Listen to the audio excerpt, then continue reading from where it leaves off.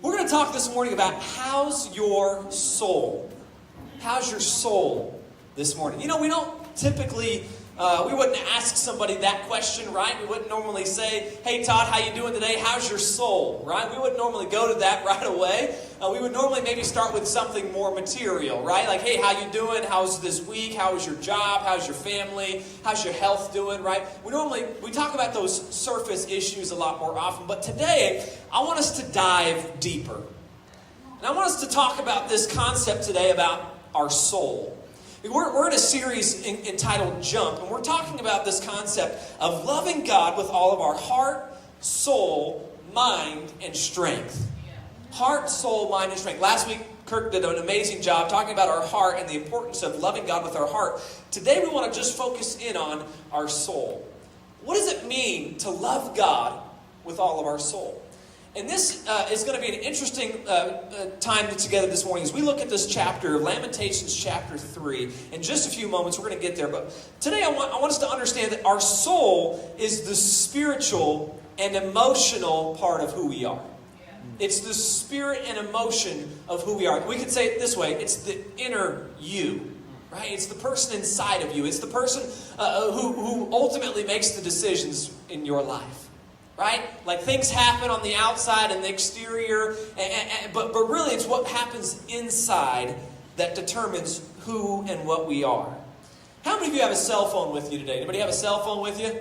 Okay, I think like just about everybody, wave it at me. Maybe you're taking notes, you got your Bible open, right? You got your cell phone out. How many Android users in the house this morning? Android? Boo. No, I'm sorry. Yeah, I'm sorry. let's go. All right, how many of God's people are here that have an iPhone? Okay, all right, amen. Praise Jesus. Okay, all right. So we've got cell phones, just about every single one of us, right? We live in a mobile society. How many of you have ever had a problem with your cell phone? Anybody ever have a problem? Like it's just not working right, you know, it's just slow, it's not doing what you want it to do. And I was thinking about this week, like, when you have a problem with your phone, is it the screen's fault that your phone's not working right? Is it the home button's fault that your phone's not working? Or maybe it's the power button, maybe it's the case that you have on it, right? Like, that case is just causing you problems, right? Is that the problem normally? No. It's not anything on the outside of the phone that's the problem. When it's running slow, maybe you used up all your storage space, you got no more storage to take any pictures or anything like that. It's something on the inside of that phone that needs to be fixed.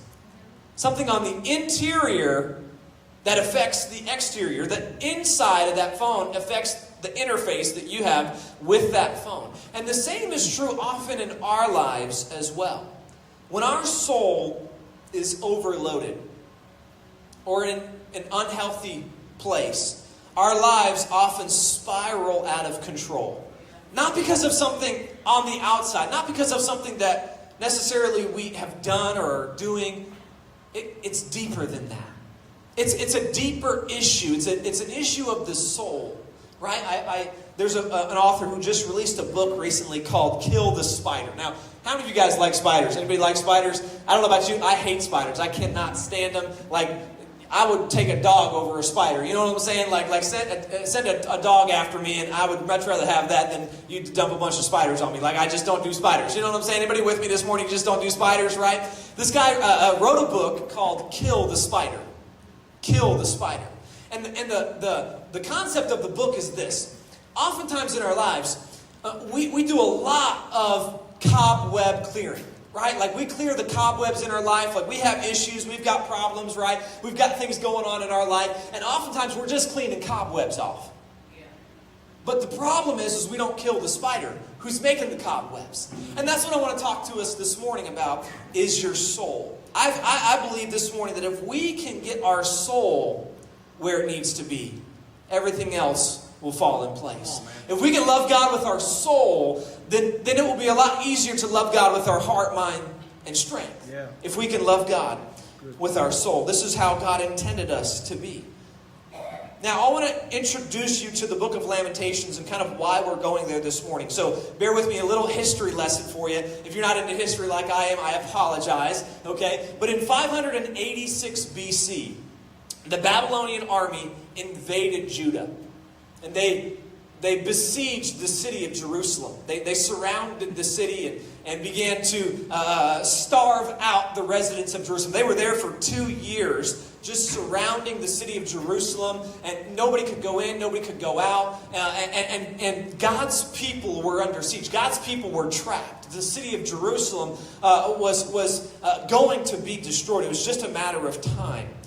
They began to run out of food and water. The situation became very, very serious. And if you were to read portions of the Bible, it would tell you at this time, parents were considering eating their children to stay alive. I mean, this is the reality of the situation, okay? This is not a good situation. This is not a good time in the history of Jerusalem. Finally, after 2 years, the Babylonians broke through the walls. They ransacked the city. They began to burn and pillage and all of the things that would normally happen in a time of war like this. And the Babylonians came in and just destroyed the city of Jerusalem. They destroyed the temple. They took the articles of worship. They took the instruments of worship from the temple and carried them back to Babylon.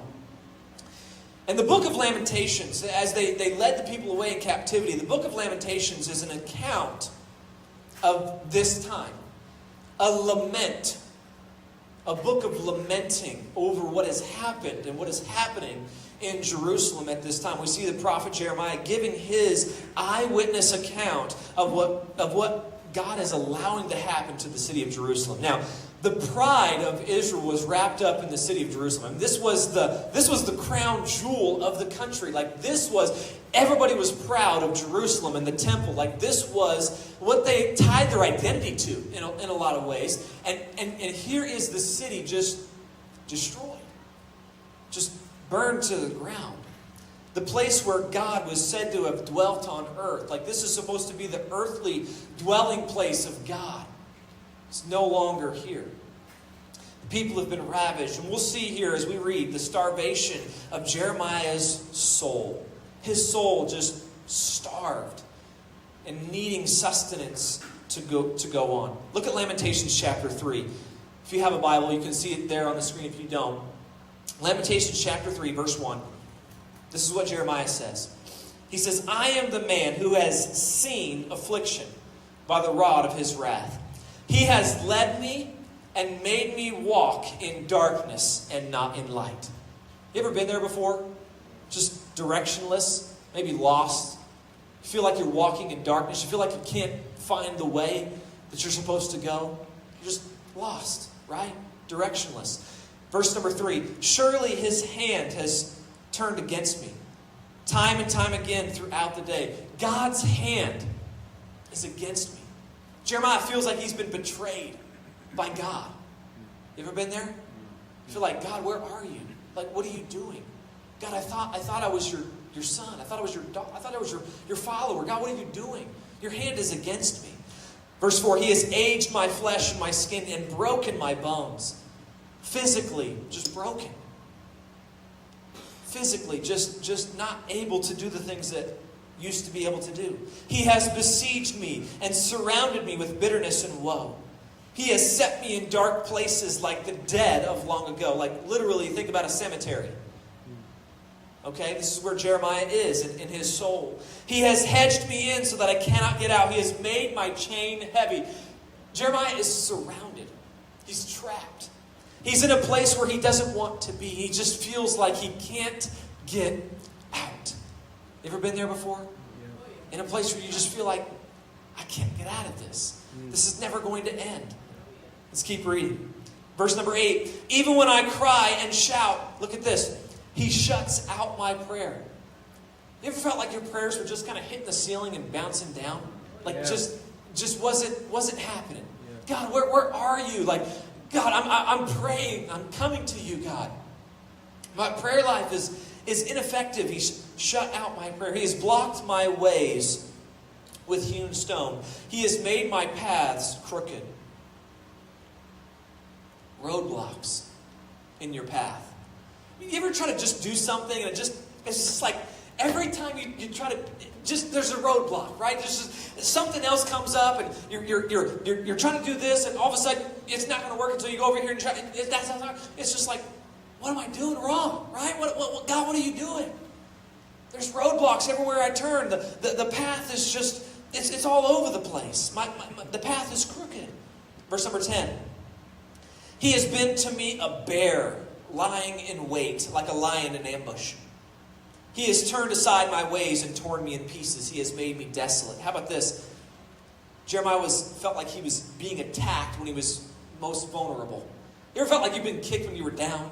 You know, like someone just poured salt in a wound, right? It was just, God, like in my most weakest moment, God, I feel like you're still attacking me. You're catching me when I'm not strong, when I'm weak, ambushing me. He has caused the arrows of his quiver to pierce my loins. How about this? God was using Jeremiah for target practice. That's what he felt like. He said, God, why are you continually shooting at me? You're just shooting these arrows and you're continually piercing me. God, well, what are you doing? I have become the ridicule of all my people. Their taunting song all the day long. How about this? The people that Jeremiah loves ridiculing him. Talking bad about him. Talking about him behind his back and in public. Just ridiculing who Jeremiah is. The people who he loves. Saying those things about him. He has filled me with bitterness. He has made me drink wormwood. You ever been filled with bitterness before? Man, what a terrible place. And I've been there. There was a moment in my life, my wife and I, we moved to Seattle, Washington. By faith, we trusted that God was calling us there. We moved, we packed up our stuff, left Southern California, moved to Seattle, Washington. And we felt like God was calling us there to start a church. And things were moving, things were progressing, things were happening. And all of a sudden, about a year in, things just came crashing down. I mean, like, this was a dream that I had had for years. And I saw this dream just begin to crumble and fall away. And I became bitter. I became bitter towards God and towards other people who were part of the reason why this happened. God, why would you allow this? God, I thought you called us here. God, what are you doing? Just filled with bitterness, much like Jeremiah was here in this moment. He has broken my teeth with gravel, verse 16, and covered me with ashes. You have moved my soul far from peace. I have forgotten prosperity. He feels like he will never experience peace again. I mean, can you put yourself in his shoes? Put yourself in the situation here. Jerusalem has been destroyed. Jerusalem has been just ransacked and burned. God, when will you ever bring peace back to this place? I'm far from peace. I'm far from that place where I feel like I will experience that again. He says, my strength and my hope have perished from the Lord. My strength, my hope, they're gone. I have no will to fight anymore. I don't have any strength to continue going on. My hope has been removed. You ever been hopeless before? You ever look at a situation in life maybe that you're experiencing, you're facing something in life right now maybe, or in the past, where you just felt like, God, there is no hope for this situation. There is no hope. That's how Jeremiah felt right here in Lamentations chapter 3. Verse 19, remember my affliction and roaming, the wormwood and the gall. My soul still remembers. Look at that. Verse 20, my soul still remembers and sinks within me. My soul is drowning. My soul is drowning. I'm giving up. I'm losing hope. I've lost the power and the will to continue fighting God. My soul is drowning. Maybe you can identify with Jeremiah just maybe a little bit. As you read through this chapter, you just see the anguish and the lament and the situation that he's in. And you can maybe see yourself in some of these situations and some of these circumstances like Jeremiah is. Your soul is struggling. You don't feel like you have the strength to continue fighting. You've lost hope that things will get better. I want to encourage you this morning that hope is alive. Yeah. Hope is still alive. There is still hope for you this morning. Amen. God has not given up on you. And I want us to see that this morning from Lamentations chapter 3, because the chapter isn't over. I'm going to get back to that in just a second. How many of you this morning, you like soul food? Yeah. We like soul food this morning? Come on now, help us out. We got some soul food lovers in the house. Some of you need to take me to some of the best soul food places in Cincinnati, because I'm still waiting for y'all to take me there, okay? So I like some good soul food. How about some fried chicken, some collard greens, you know what I'm saying, some chitlins, some ham hocks, you know what I'm saying, like some of this stuff. My favorite, my go-to, like anywhere that has it, I'll get it.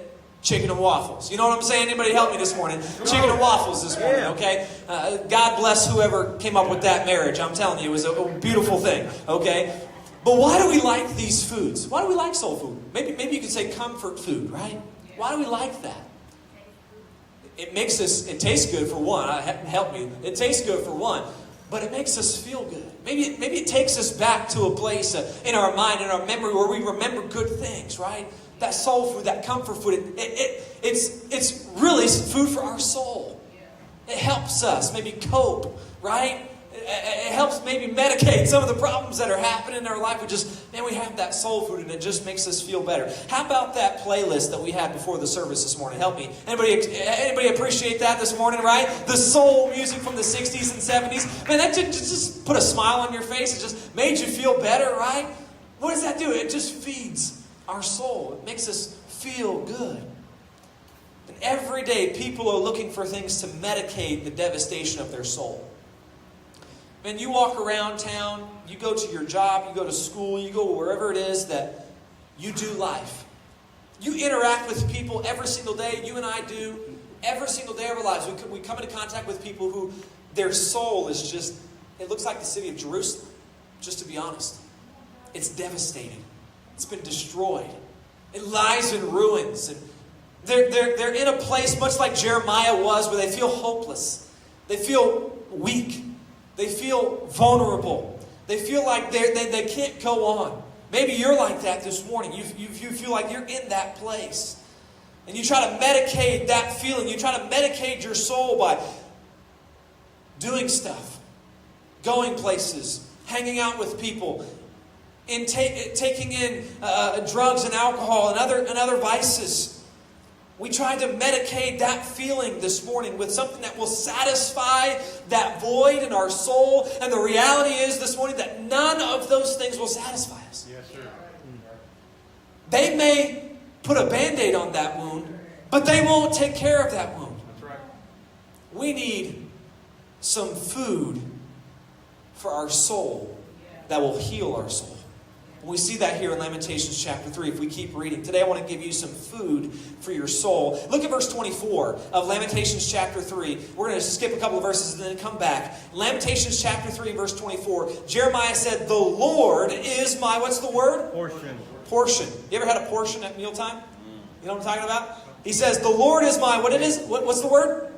Portion. Says my soul portion. Soul food. Right here in this verse, we see that Jeremiah is talking about that God is his food for his soul. What he needs to satisfy, to heal the feeling of his soul is God. We see in verse 21 this morning, I'm going to give you 3 things this morning that I believe that God has given to us as food for our soul, to help us remember what God is doing in our lives. Even when things seem out of control, God is providing these things for us. Verse 21, Jeremiah says in Lamentations 3:21, "This I recall to my mind." Now we see kind of a turn in the passage. If you're reading Lamentations chapter 3 and you're reading all of this devastation and destruction and horrible things that have happened in Jeremiah as he's looking out across the city of Jerusalem, "This I recall to my mind, therefore I have hope." Now it gets good. Now he begins to see what God is going to do. And verse 22 it says, "Through the Lord's mercies we are not consumed." The first soul food that I want to give you this morning is God's mercy. God's mercy. How many of you are thankful for God's mercy this morning? It's because of his mercies that we are not consumed. It's because of his mercy on our life that we have not been destroyed. Instead of giving us what we deserve, God spares us from being consumed. How many of you, just be honest this morning, God has spared you from what you deserve? God has spared you from what you deserve this morning. The reality is God has spared all of us from what we deserve. The Bible tells us that we were but just sinners in need of a Savior. Because of our sin, the wages of sin is death. And it's because of Jesus and His mercy that He saved us and has saved us from that destruction to come. I want to tell you this morning, if you're struggling with something, man, your soul is just weary. You come in here today and you're just, man, you had a rough week, right? You've been having a tough time. Things aren't looking up. Maybe you're beginning to lose hope. Maybe you're beginning to lose strength to fight. I want to tell you this morning that God will not bring you to what He will not bring you through. God will not bring you to something. He will not bring you through something. God is there with you because of His mercies. We are not consumed this morning. Some of you, you've recently experienced the death of a loved one. Some of you have gone or are going through medical procedures right now. Some of you are in the midst of a struggle with finances or your family. Like, these are real life situations that I'm looking across the room this morning and I know are happening in your life. You are in the midst of a struggle. You're in the midst of a storm. But let me tell you this morning, the storm won't last forever. The storm will come to an end, and God will bring healing because His mercy doesn't fail. His mercy doesn't go away. God's divine favor on our lives is there. God's mercy is what keeps your boat from sinking. God's mercy is what keeps your boat afloat this morning. It's because of His mercies that we are not consumed. I want to encourage you this morning, rest in His mercy. Rest in His mercy. Let's look on verse number 2 this morning. Verse 22, the last part of verse 22 says, because His compassions fail not. Because His compassions fail not. Verse 23, they are new every morning. They are new every morning. We see number 2 this morning. The second soul food item that I want to give you is compassion. We saw mercy. We see number 2, compassion. And compassion on the behalf of God is our hurts, our struggles that activate God's heart. Our hurts that activate God's heart. God has compassion, love in action for all of us. His compassion for us is renewed. It's new every morning. When you think that you have run out of God's compassion, it's there again tomorrow morning. And when you feel like, God, you just can't love me anymore. God, your love has run out on me. It is new every morning. I think of a song that says, His love never fails, never gives up, and never runs out on me. God's compassion does not fail. I want to encourage you this morning. You're struggling with a tough time. You're going through it right now. Man, you feel like you're not going to get out of the woods. Man, the forest is too big. God's love never fails. He's with you in that struggle. He is there for you. He will allow, God's love for His followers is the greatest love that is ever known. For God so loved the world that He gave His only begotten Son for us. God commended His love toward us. He proved His love toward us. And that while we were yet sinners, Jesus died for us. Amen. God's love is a love that isn't just never failing, never ending, but He's constantly proving His love to us. Constantly proving that He loves us. Even though it may not seem like it sometimes, God is there. And here's why. God is not a helicopter dad. You guys know what I'm talking about? You guys know parents who are helicopter parents? Any helicopter parents in the room this morning like me? Okay? All right, I'm with you. When you have your first child, right? Like you want to protect that child from everything, and you don't want them to they could be walking down the steps, and you're kind of like, just making sure that they're not going to fall, or, they're not going to get too close to the edge. You're just trying to protect them. You're just trying to keep them from everything, right? God's not like that. God created in us a free will. God gave us the ability to choose right and wrong. God is not a helicopter dad. He won't keep you from walking over to the edge. Right? Now, God allows you to make the choices. But here's what I want you to understand this morning. He will allow you the space to choose your own path. God will allow you to choose the path that you're going to go down. And He desires paths of peace for His children. But oftentimes we choose the opposite. Oftentimes we choose the hard path. We choose the wrong path. God desires paths of peace, but we choose paths of difficulty. And even when we do, even when we choose those paths sometimes, because we're hard-headed and we don't want to listen, in His compassion, He goes with us down that road. God goes with us down that path that we chose. And so when we're ready to turn around and come back to Him, He's right there waiting for us. He's right there to accept us and to take us back to His will, take us back to where He wants us to be, because that's the compassion, that's the love that God has for you and I this morning. God is ready to receive us, to rescue us when we turn to Him. We just have to turn, and He will be there. Number 3 this morning, we see mercy, we see compassion, we see faithfulness. The constant support and presence of God. Look at verse 23. Great is your faithfulness. Great is your faithfulness. God is a God of the hills and valleys this morning. God is a God He's on those mountaintop experiences where you're just in a really good place. You're really close to God. You've had some victories in your life. You've seen God do some amazing things. God is the God of those mountaintops, yes. But He's also the God of those valleys. Those times in our life where we just feel like nothing can go right.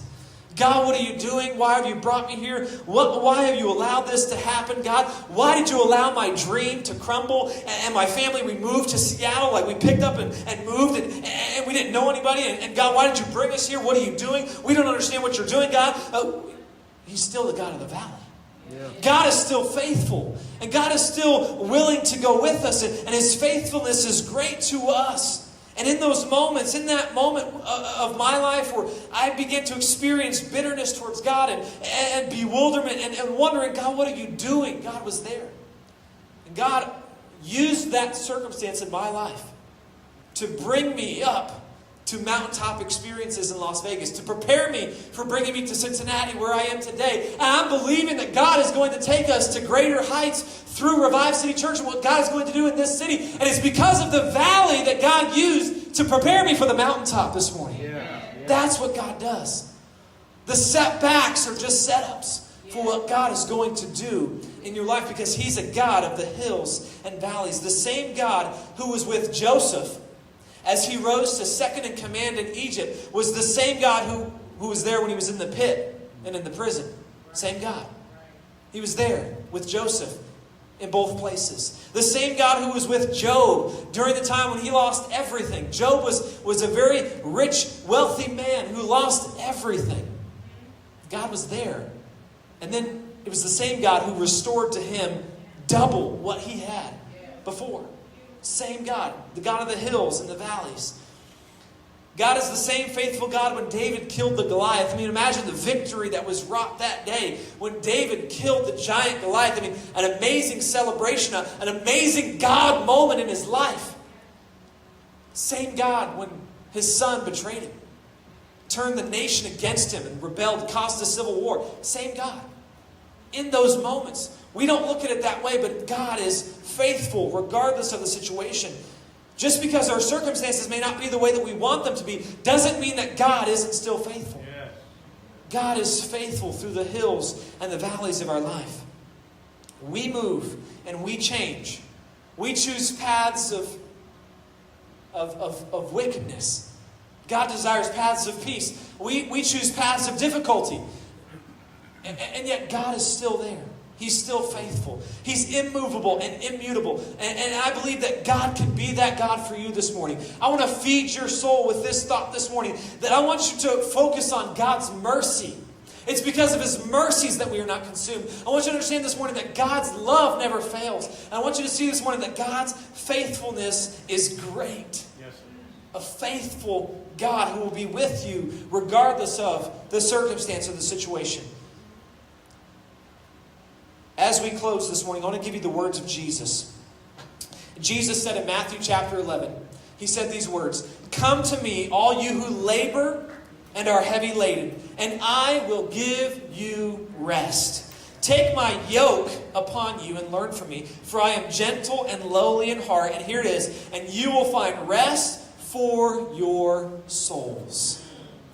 Take my yoke. Take my yoke upon you, and learn of me. You will find rest for your soul. For my yoke is easy, and my burden is light. Now, those of you that maybe grew up on a farm, you know what a yoke is. You understand what those plowing instruments are. My dad grew up on a farm in South Dakota, and so I have a little bit of understanding of what this is talking about. Jesus is talking about a yoke. Now, those of you that know, yokes are not light. Yokes are not easy. Like the oxen are putting these yoke on. They're plowing through the field. These heavy instruments that are used to keep those oxen together, to keep those horses together. And Jesus is saying, take this on you. But what we don't understand is that Jesus' yoke is easy because he's right there next to us. Jesus will never leave us. The Bible says he is the same yesterday, today, and forever. He will never leave us nor forsake us. He is there in those moments when we need him. When we take that yoke upon us, we will find rest for our souls. When we're devastated, when we're hopeless, when we're without strength, we don't want to keep fighting. We take food for our soul and understand and believe in God's mercy and God's compassion and his faithfulness, and take that yoke upon us, and we will find rest for our souls. True and lasting peace is only found through a life-giving relationship with Jesus Christ. You're trying to medicate your soul. You're trying to fill that void that you feel in your soul with other things, with people and materials and job and occupation and school and work and all these things. And we try to fill our lives with these things, thinking that it's going to make us feel better, thinking that it's going to solve these problems, and it's not. We're just clearing cobwebs. We've forgotten to kill the spider in our life. Feed your soul this morning. Understand that this relationship is built on loving God with our heart, soul, mind, and strength. I want to encourage you this morning. If you feel hopeless, if you feel weary, rest in God's mercy, receive his compassion, and rely on his faithfulness. And understand this, we truly love God with all of our soul. We're talking about how do we love God with our soul. We truly love God with all of our soul when we love him in spite of our circumstances. We love God with all of our soul in spite of what is happening in our life or around us in other people's lives. You imagine the destruction on the city of Jerusalem as we look at this chapter in Lamentations chapter 3. Jeremiah is just devastated. And yet he chooses to rest in God's mercy and his compassion and his faithfulness, and it feeds his soul. And he loves God despite what is happening around him. That is when we love God with all of our soul. So I ask you again today, how's your soul? How's your soul?